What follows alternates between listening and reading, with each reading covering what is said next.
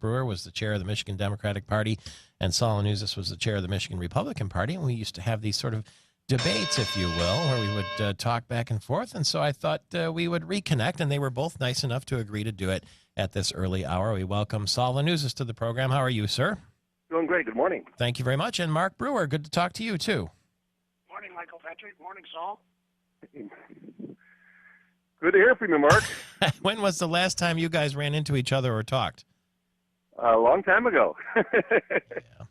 Let me ask you then, we'll start with Mark Brewer, and then Saul will get your reaction. There are 2 or 3 political groups now, the Rothenberg Political Report and a couple of the Cook Political Report and Sabato's Crystal Ball. They're saying that the race for governor between Mark Schauer and Rick Snyder is a toss-up. Your reaction?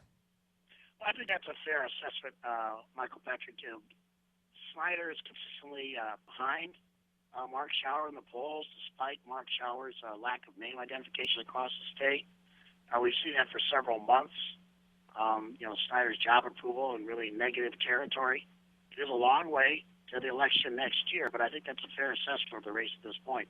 In fact, the primary 392 days away, general election 483 days away. Saul?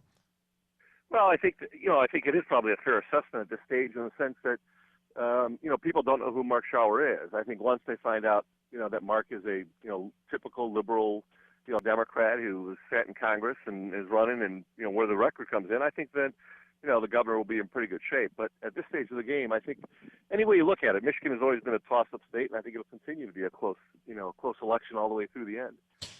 For what it's worth, Jeffrey Feiger in MERS News this morning is talking about the race for governor. And his advice for Mark Schauer is to make the election about Rick Snyder and not about himself. He says that Schauer could win if he doesn't talk about himself, and that people won't vote for Mark Schauer, but they will vote against Rick Snyder. Saul?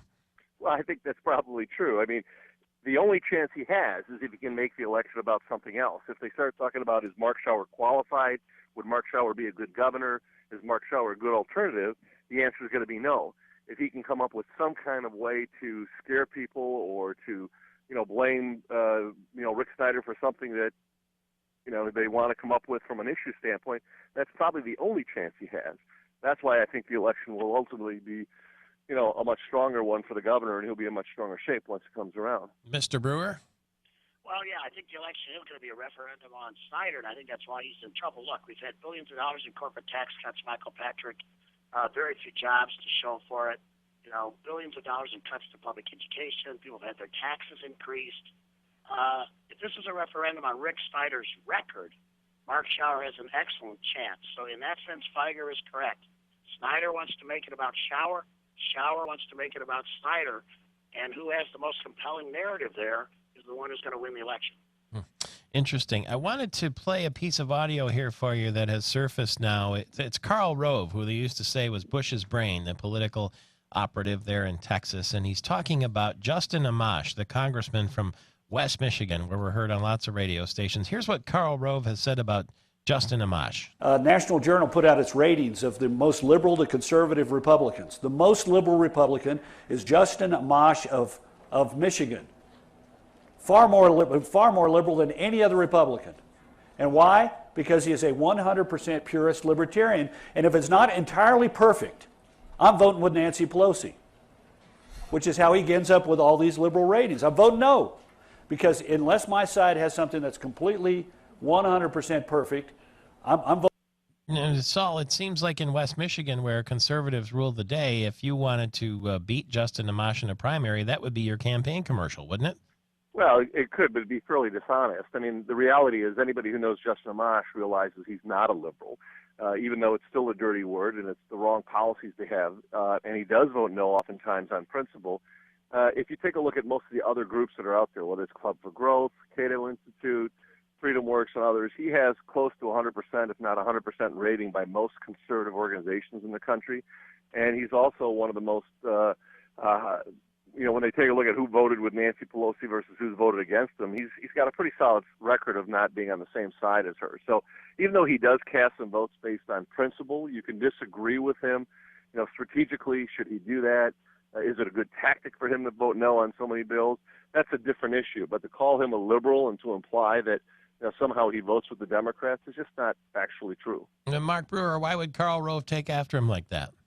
Well, look, this is Michigan. This is playing out the two wings of the Republican Party. Amash is a Tea Party, Rand Paul Republican. Karl Rove is about as establishment as you can get. And so what we're seeing here is this war inside the Republican Party playing out. Remember, Justin Amash was part of the coup effort against John Boehner last winter. He got stripped of his committee assignments as a result. So that's what we see, and we're going to continue to see this, not only here in Michigan. Snyder's got some Tea Party types mad at him now because of Medicaid expansion. We're going to see this war continue to play itself out. This is just the latest manifestation. 5 seconds, Mark Brewer, on why Gary Peters will be a United States Senator. I think because Gary Peters will work much harder than Terry Land. I think he's got a better record. Look, he was a champion of the auto rescue, where he got Terry Land, who melted down essentially during the 210 governor's race. I think in the end, Gary Peters wins that race as well. Saul Anuzis, why would Terry Lynn Land be the next senator? Well, if she's going to be the candidate, I think she'd have a very good chance. The reality is Gary Peters is a liberal who's out of touch, who doesn't represent the state of Michigan, and wouldn't do a very good job to represent the state of Michigan. Gentlemen, thank you very much. Good to hear your voices again, and we'll keep in close touch. That's Saul Anuzis, the past chair of the Michigan Republican Party, and Mark Brewer, now with Goodman Acker, the past chair of the Democratic Party. Saul